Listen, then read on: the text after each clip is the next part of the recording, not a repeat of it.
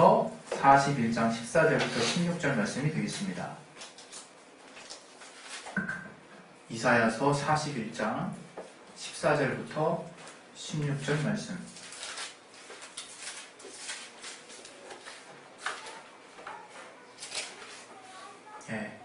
우리 찾으셨으면 우리 같이 합독하도록 하겠습니다. 시작.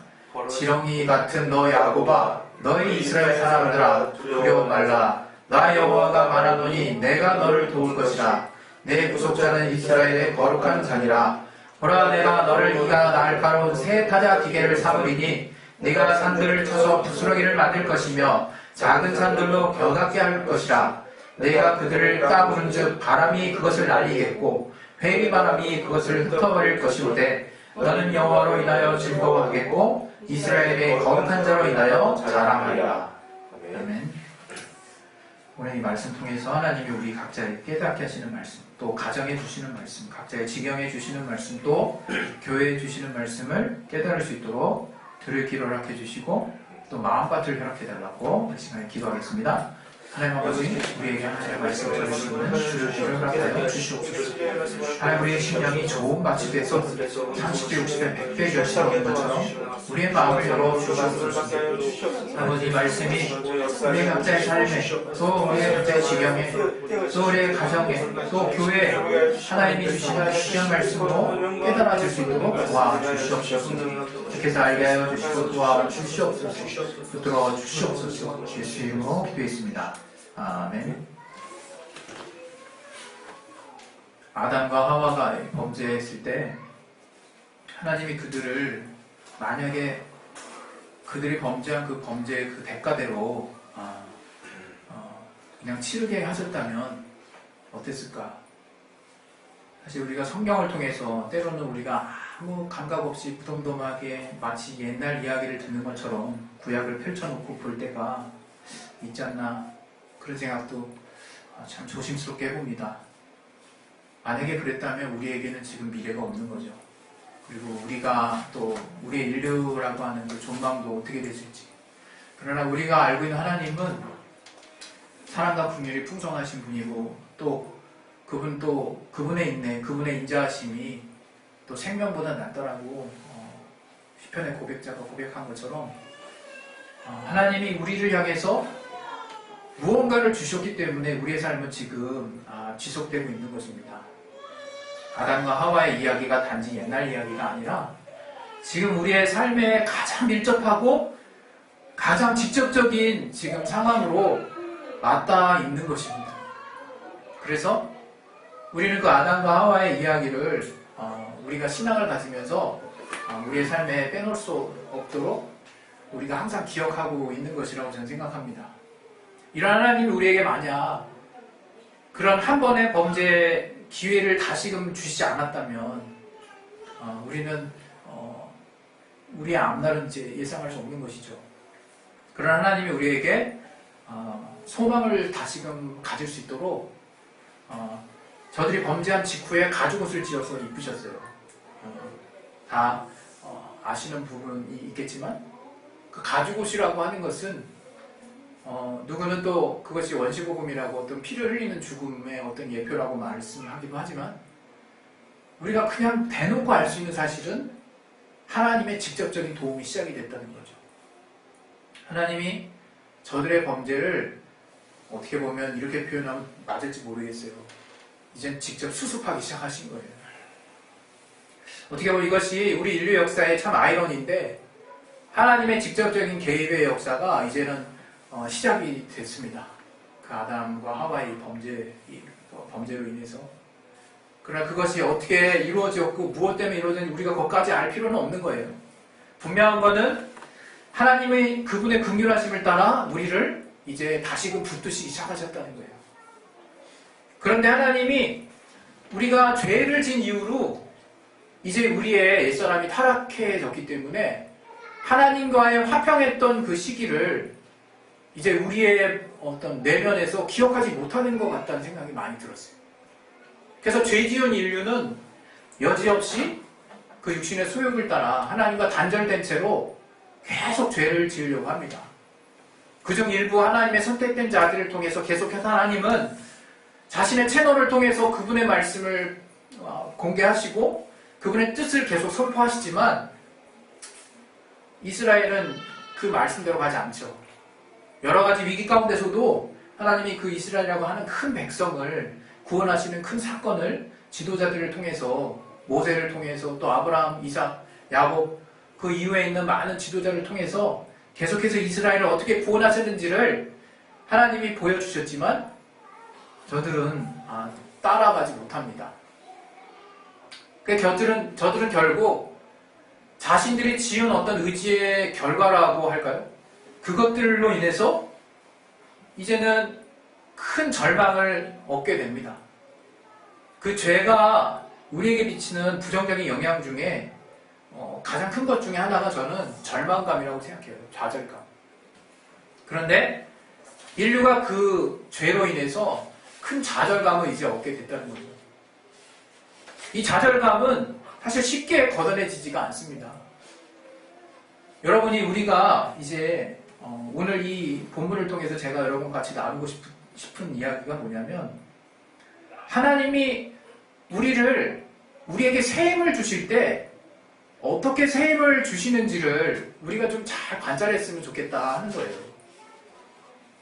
우리는 그냥 밑도 끝도 없이 나의 상태가 어떤지는 별로 관심 없고 그냥 그 위기를 극복하기만 바랄 때가 너무 많은 거죠.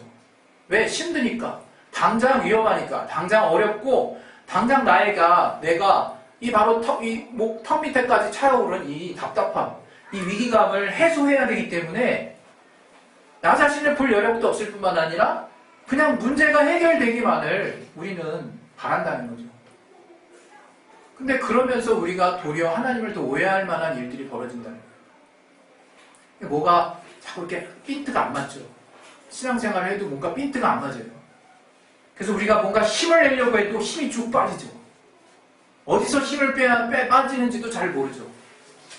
물론 우리가 정말 겸손해서 오직 하나님의 은혜만을 찾고자 갈구하는 심령한테는 빠른 회복 하나님 주시는 것 같아요. 그런 사람들에게는 하나님이 빠르게 회복할 수 있는 기회들을 많이 주시는 것 같아요. 근데 안타깝게도 우리가 매번 겸손하진 않더라고요. 또 우리 앞에 치열한 이 환경들이 우리가 하나님을 바로 볼 수 있게 만들지도 못하더라고요. 또 우리가 정말 막상 하나님을 찾을 때는 급할 때 많이 찾더라고요. 그래서 우리는 그러한 과정 가운데 중요한 것들을 자꾸 놓쳐요. 오늘 그것을 이야기하려고 하는 거예요. 오늘 이 본문에 보면 하나님이 이스라엘을 지칭하실 때 지렁이 같은 너 야곱아 이렇게 얘기를 하세요. 야곱은 여러분 잘 아시는 바와 같이 이스라엘 그 조상 중에 아브라함과 이삭과 야곱할 때 그 야곱이죠. 이스라엘을 야곱이라고 지칭했습니다. 저는 왜 이스라엘을 야곱이라고 지칭했을까 이거 궁금해지더라고요. 야곱의 의미를 여러분 아마 아실 거예요. 발꿈치를 잡고 나온 발꿈치를 잡은 자라는 뜻이잖아요. 근데 그게 또 그냥 범용적으로는 속이는 자라는 또 의미도 있더라고요. 비겁한 자라는 의미거든요. 비겁한 자. 근데 실제로 야곱의 삶이 살짝 우리가 보기에 좀 비겁했죠, 그죠? 형을 속였던 장자의 권한을 더 얻기 위해서 또 어떤 분은 그렇게라도 뻔뻔하게더라도 믿음을 정말 취해야 한다라고 얘기할 수도 있을 것 같습니다. 그러나 제가 신앙생활을 길지 않게 그냥 제 분량만큼 해봤을 때 나쁜 건 나쁜 거더라고요. 야곱은 그에 상응하는 대가를 분명히 치렀다라고 생각해요. 삼촌에게 속임을 3번이나 당하고 또 많은 고생을 했죠. 고난의 삶이었다는 것을 야곱이 또 이렇게 자신의 인생을 돌아보는 고백을 하는 부분도 나옵니다. 우리가 어떤 일을 했을 때 하나님 보실 때 부끄러운 어떤 행동도 그냥 지나가지는 않습니다. 반드시 그 부분에 대해서는 하나님이 책임을 물으신다는 것을 우리가 신앙생활을 하면서 또 깨닫게 되는 큰 교훈 중에 하나인 것 같아요. 근데 오늘 그 얘기를 하려고 하는 것은 아니고 이 야곱이라는 이름의 뜻이 이제 그렇단 말이에요. 왜 이스라엘을 비겁한 자, 속이는 자, 발꿈치를 잡고 나온 자 이렇게 표현했을까? 물론 조상 중에 야곱이 있으니까. 그 지렁이 같다라고 표현하시고 너희 이스라엘 사람들아 또 이렇게 얘기하거든요. 세번역 성경에는요, 이 벌레 같은, 이 지렁이 같은 게 두 번 표현을 해요. 벌레 같은, 지렁이 같은, 이렇게. 지렁이 같은, 벌레 같은. 그야말로 여기 지렁이라고 하는 이 표현은 그냥 이렇게 진홍색의 어떤 벌레, 진홍색을 띤 어떤 것들을 말하는데 흔히들 그냥 벌레라고 이렇게 사용된다고 그러더라고요. 진짜 벌레죠. 보잘것없고 벌레. 밟으면 정말 이렇게 그냥 갑자기 사라질 수 있는. 여기 이스라엘이라는 뜻, 이스라엘도 여러분 아시죠? 야곱이 천사와 씨름해서 얻은 이름이에요. 나중에 그게 이스라엘 민족의 대표되는 대표성을 가진 이름으로 바뀝니다. 얼마나 이스라엘에게는 영광스러운 이름처럼 보입니까? 근데 이 이름이 그냥 우리는 한때 이스라엘 하나님과 겨뤄 이겼다라는 표현도 구체적으로 성경에 나오고, 그래서 하나님과 겨뤄 이겼다, 마치 하나님과 싸워서 내 의견이 피력돼서 내가 뭔가 승리를 얻은 어떤 이런 의미로만 받아들이는데, 이스라엘의 예는 사라라는 뜻과 엘의 뜻이 합쳐진 그 단어예요. 사라라는 뜻의 본래 의미는 그냥 더 강하여지다라는 뜻이에요. 더 강하여지다. 그러니까 하나님과 겨뤄서 더 강해졌다는 의미인 거죠.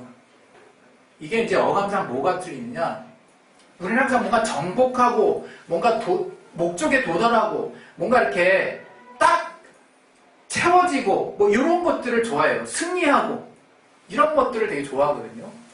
근데 사실 이 의미는 이 이스라엘이라는 의미를 그냥 있는 그대로 또 해석하게 되면 하나님은 통치자이시다라는 의미도 돼요. 이게 어떤 의미로 저한테는 이렇게 받아들여지는 거죠. 이걸 어떻게 해석하느냐의 문제가 있을 수 있겠지만 하나님과 겨루어 이긴다라는 전통적인 해석의 방식도 있을 수 있고, 더불어서 바로 내가 하나님을 통해서 강해졌다라고 하는 하나님을 의지하는 부분에 포커스를 맞춰서 내가 이 단어를, 이 말을 쓸 수도 있는, 이제 나의 삶이 정말 누군가를 속여먹이고 내 힘과 내 의지, 내 어떤 내가 가진 그 리소스를 가지고 어떻게든 등쳐먹고 해서 어떻게든 난 기회를 보고 저들보다 낫게 되는 그것이 인류의 삶의 본질이라고 말씀하시는 것 같다 이거예요. 야곱아 말할 때는. 그러나 이스라엘아 하고 얘기할 때는 너는 이제 나로 말미암아 강해진 자야 라고 말하는 것 같아요. 한편으로.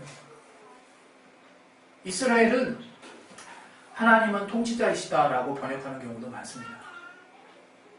이제 저의 삶이, 이스라엘 백성이 하나님을 빼놓고는 설명할 수 없는 자의 그런 어떤 정체성이 이제 살아있는 사실 단어예요. 그런 용어예요.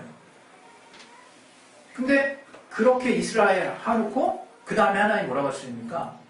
나 여호와가 말하노니 내가 너를 도우거다. 내 구속자는 이스라엘의 거룩한 자니라.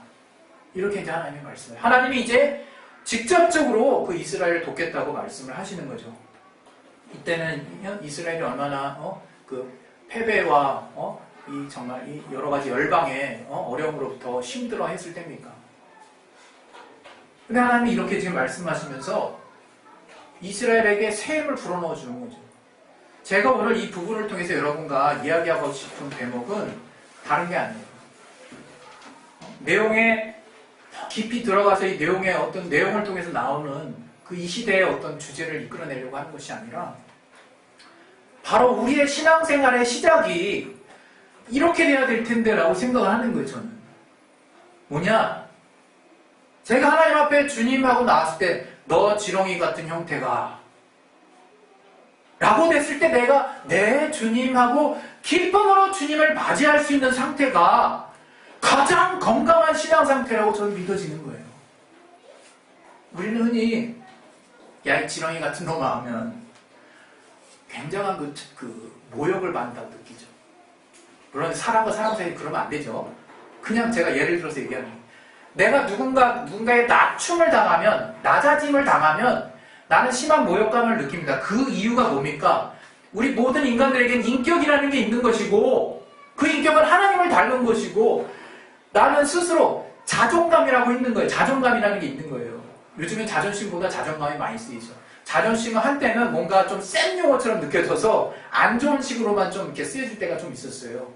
그러나 자존심의 본래의 뜻은 그렇게 나쁜 표현은 아닙니다.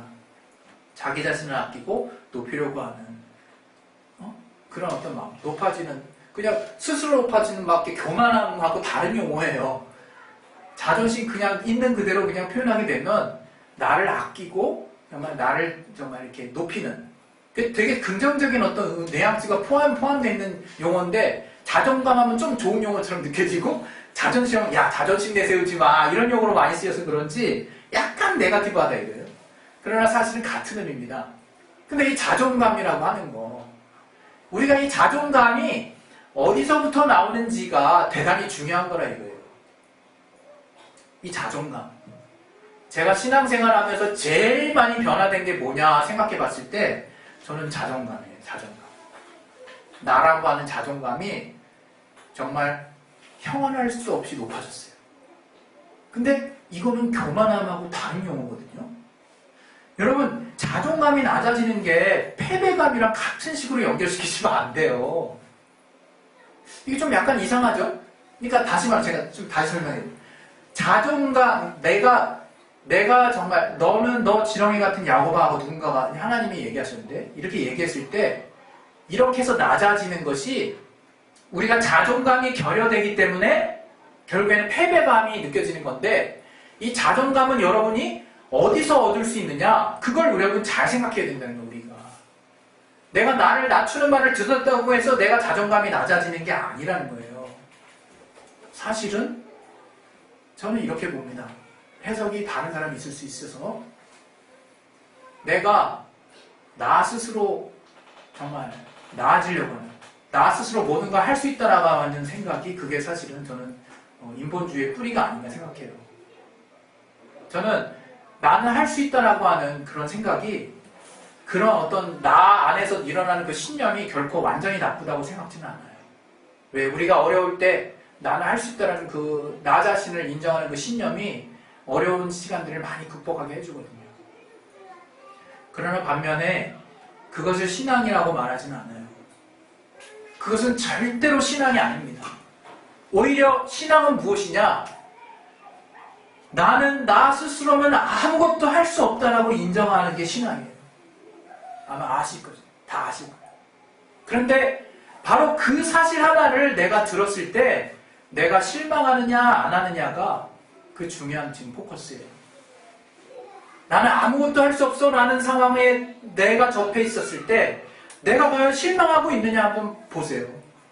우리들 좀 대부분은 아마 그런 상황에 놓였을 때 곧바로 실망 안 할 사람 많지 않을 거예요. 그러나 그 실망감이 결국 나의 최종 결론으로 나 자신을 이끌어가고 있다면 그건 잘못된 거라는 거예요. 우리가 순간 난 아무것도 할 수 없는 무력감에 빠질 수 있어요. 너무나 어려운 일들이 많잖아요. 가정마다 남에게 이야기할 수 있는 너무나 독특한 우리 가정만 정말 가질 수밖에 없는 어려움들이 있단 말이에요. 공유할 수 없는 어려움들. 난 안 되라는 무력감을 느끼죠. 좌절감을 느끼죠. 그러나 하나님이 그리스도인이 이 땅에서 사는 삶의 방식은 다르게 인도하셨다고 저는 믿는 거예요. 그리스도인은 그렇게 살면 안 된다고 저는 믿는 거예요. 왜? 무력감 있는 거 그냥 그거 부인하면서 부정하면서 살라는 거냐? 그 뜻이 아니라 우리는 거기서 자존감 떨어질 일이 없다. 왜? 내가 왜 무력감과 좌절감을 느끼느냐? 자존감이 떨어지는 거예요. 자존감. 나에 대한 존재에 대한 그런 자존감이 떨어지면 삶의 소망이 떨어져요. 그런데 내가 아무것도 할 수 없다는 사실은 사실 우리가 예수를 만나고 하나님 만나고 제일 처음에 알게 된 사실이에요. 사실은. 제일 처음에 깨닫게 된 사실. 어떤 사람에게 있어서는 신앙이 충만하게 접어들은 몇 개월 이후에 깨닫게 된 사실일지 또 3년 이후에 깨닫게 된 사실일지는 모르겠어요. 그러나 신앙이 이제 주님 앞에서 본 궤도를 정말 밟아 올라가려고 하는 그 첫 시작점에 무엇이 있느냐? 나는 아무것도 아니라는 걸 깨닫는 거예요. 그건 그냥 진실일 뿐인 거예요. 그건 하나님이 우리를 진단하신 사실일 뿐인 거예요. 아무것도 아닌 거예요. 그게 나를 더 낮출 이유도 없는 것이고 내가 좌절할 필요도 없는 내용인 거죠. 우리는 그걸 뭔가 내가 이미 어떤 수준에 올라있는 사람에서 뚝 떨어졌던 것인 것처럼 생각해요. 그거 굉장히 힘들어하고 어려워합니다. 그러나 사실 우리의 본래 자아는 나는 하나님이 없이는 아무것도 아닌 자라는 거예요. 그걸 먼저 인정할 필요가 있는 거예요, 우리가. 그러면 이 자존감이 막 헷갈린 사람이 있죠. 그럼 난 정말 아무것도 아닌가? 여러분, 하나님이 우리를 귀하게 여기십니다. 하나님 우리를 천금보다, 정말 모든 영광보다 귀한 자녀의 신분을 주셨어요. 하늘의 영원한 신분을 주셨어요. 지금 우리는 상상할 수 없는 신분 안에, 상상할 수 없는 권리와 상상할 수 없는 이후에 하나님의 유언과 같은 그 후사, 하나님의 모든 것들을 받아낼 수 있는 그런 자가 됐어요. 그러나 우리가 분명 알아야 될 게 있다, 이거. 늘 알아야 될 게 있어요. 그러나 하나님 없이는 안 된다, 이거예요. 하나님 본래 우리를 그렇게 지으셨어요. 그런데 우리가 자꾸 나는 할 수 있다, 나는 할 수 있다. You can do it. 얼마나 멋있습니까? 그거 얼마나 멋있어요. 네? 그 신장 얼마나 멋있어요. 누가 그렇게 하지 말래? 의지, 우리 예수 믿는 자 더 의지가 있어야 됩니다. 근데 하나님 빠진 의지, 나 혼자서 다 할 수 있다는 것이, 그게 바로 죄의 시작이었어요. 하나님이 없이는 도무지 할 수 없다라고 하는 내 안에, 내 중심에서부터 나오는 진정한 고백이 나를 한도 끝도 없이 하나님이 높여주시는 수준만큼 높아지게 하는 자존감을 갖게 하는 거예요. 나를 사랑하는 거예요? 여러분, 이웃을 사랑하고 하나님 사랑하는 거예요? 그거 쉽습니까? 절대 안 됩니다. 내가 나를 사랑하지 않는다는 절대로 다른 사람 사랑할 수 없습니다. 그건 너무나 뻔한 사실이에요.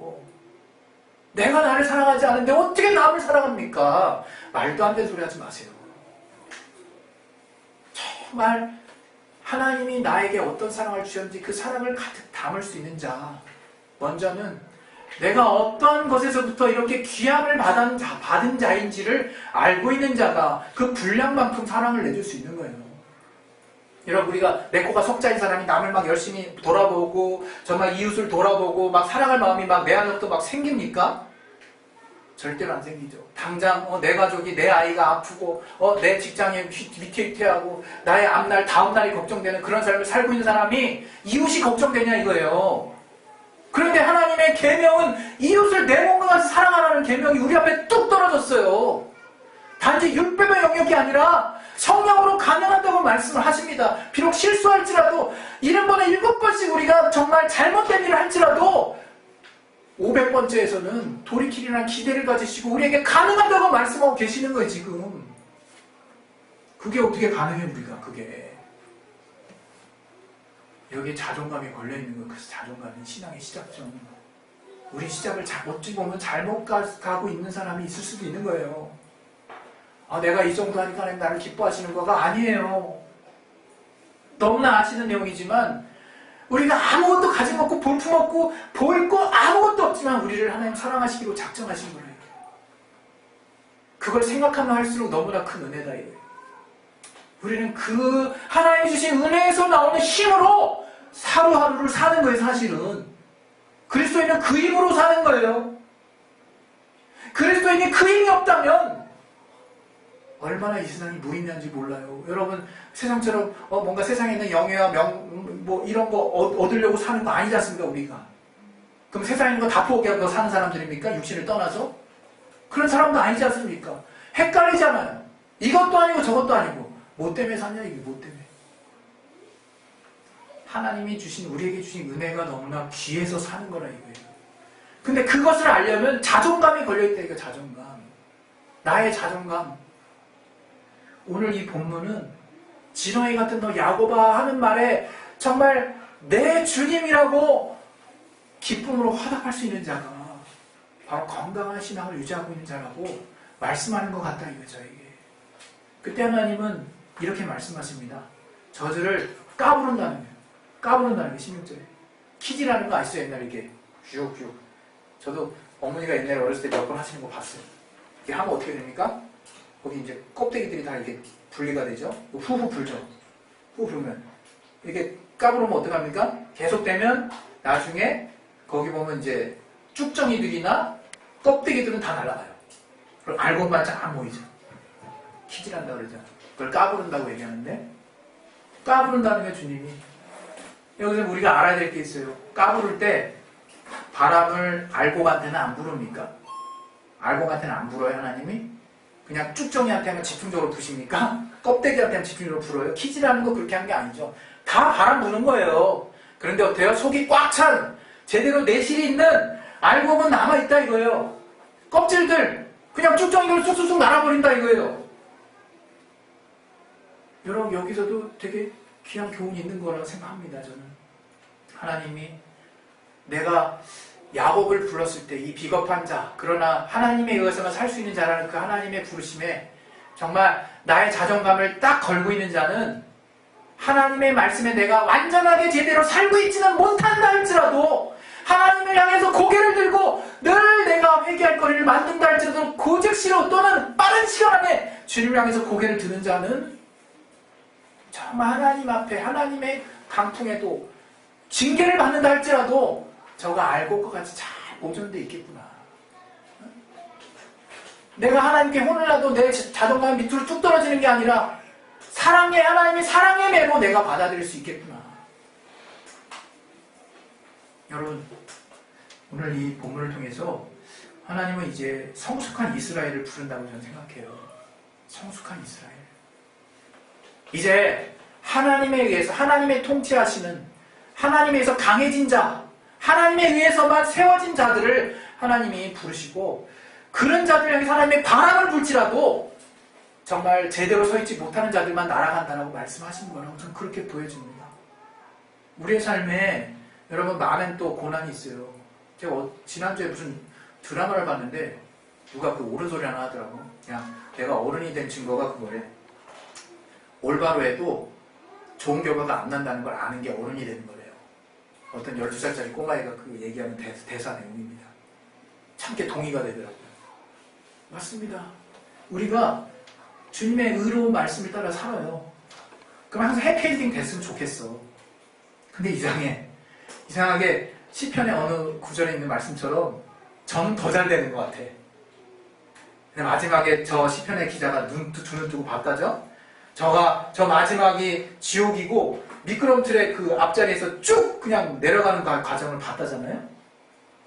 단지 우리가 말세, 이 세상이 아닌 저 세상에서 저의 말로는 안 좋을 거야 라고 그렇게 생각하면서 그래 저는 안 좋아 나는 그냥 제대로 가는 이렇게 자기 주문을 매는 것이 아니라 주님이 우리에게 명하신 그 의로운 길에 대한 사모함이 우리를 늘 어떤 어려움이 있어도 가게 할 수 있는 동력이 될 수 있도록 그 하나님의 의로운 말씀에 내 소망과 소원에 나의 기쁨의 근원을 삼을 수 있는 우리 진리로 자유한 교회에 우리 성도들이 되셨으면 하는 겁니다. 왜? 그렇게 가다 보면요 하나님이 이 땅에서도 소소하지만 완전하지 않은 세상이라 할지라도 아직 불의가 여전히 완전히 종식되지 않은 곳이라 할지라도 하나님이 우리를 평안하고 공평하고 좀 더 공의롭고 좀 더 온전한 삶이 무엇인지를 분별할 수 있는 눈을 주실 뿐만 아니라 그런 삶을 맛보게 하신다 이거예요. 여러분 우리가 궁극적으로 천국을 사모하는 이유가 뭡니까? 그날에서도 영원히 떵떵거리면서 잘 살라고? 아니잖아요. 하나님의 의를 사모하는 거잖아요. 하나님이 공의롭다라고 얘기했으면 그 가치들을 귀하게 여기는 거잖아요. 그래서 남들이 정말 이렇게 하면 더 빨리 가는 거, 이렇게 하면 더 많이 버는 거 잠깐 내려놓고 하나님이 옳다 여기시는 가치를 내가 여전히 붙들고 살려고 하는 거 아니겠습니까? 우리가 그 일 하려면요 손해보는 생각 있으면 안 돼요. 자존감 떨어진 사람은 그 일 못 갑니다.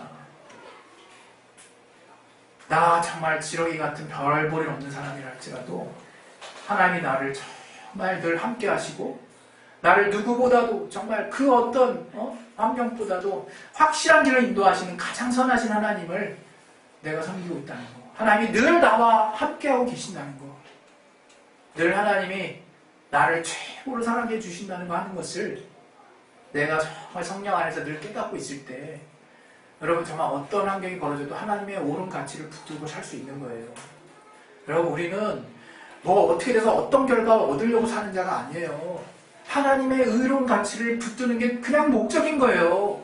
왜? 그게 가장 행복한 것을 성령을 통해서 알았기 때문에 그 진리로 인도받는 길만이 가장 평안한 길임을 우리가 확신하고 있기 때문에 이 길을 간다는 것을 잊지 않으시기를 예수 이름으로 부탁드립니다. 이 시간에 우리 이제 하나님 앞에 기도하실 텐데요. 여러분 하나님의 힘으로만 살 수 있다. 하나님 힘으로만 살게 해달라요. 하나님의 힘으로만 사는 것은 절대로 의지가 결여되거나 또는 좀 나약한 자나 또는 뭔가 정말 자기 혼자 할 수 있는 힘이 없어서 하는 자들만이 하는 그런 내용이 아니라 정말 자기의 의지를 내려놓고 오직 하나님의 주권, 하나님이 사실상 이 모든 것의 주인이라고 하는 것을 제대로 인정하는 건강한 신앙을 가진 자예요. 내가 뭔가 했다라고 생각하는 사람은 떨어지는 곳이 있는 사람이고 그 사람은 어느 순간 정말 다시 일으키기 힘든 패배감에 잦아들 수 있는 사람이에요. 그러나 하나님의 잣대에 내 기준을 맞춘 사람은 그분이 이미 나의 신분이 어떠한 자인지를 알게 해주셨기 때문에 이제 하나님이 올라가게 하실 때는 올라가고 하나님이 낮출하실 때는 날아가고 그거로 인해서 내 마음이 요동하거나 내가 정말 자존감이 결여돼서 좌절감을 느끼거나 패배감 느끼지 않습니다. 여러분 정말 하나님에 의해서 여러분의 삶이 여러분의 가치가 또 정말 온전하게 하나님에 의해서 살게 되는 귀한 또 주님 안에서 삶을 살 수 있기를 예수 이름으로 축원드립니다. 우리 시간에 예수 한번 기도하실 때 하나님으로 말미암아 살 수 있게 도와달라고 오직 하나님을 의지할 수 있게 도와달라고 내가 비록 이 세상에서는 또 눈치를 보고 더 좋은 것을 택하고 요령 피우고 비겁하고 뭔가 정말 사기치듯이 그렇게 산 부분들을 내가 정말 많이 살아왔지만 정말 주님께서 우리에게 이제 우리의 주인 되셔서 하나님이 없이는 살 수 없게 하시고 하나님의 가치를 붙들고 살게 하셨사오니 주님의 옳다여 계시는 가치대로 살게 하여 주시고 그 길대로 살게 하셨을 때 하나님이 후원하시는 삶의 경험들을 구체적으로 할 수 있게 도와달라고 우리 시간에 예수의 한번 하시고 기도하겠습니다. 예수여! 하나님 아버지 우리가 주님 안에서 주님 우리에게 알려하신 그 귀한 가치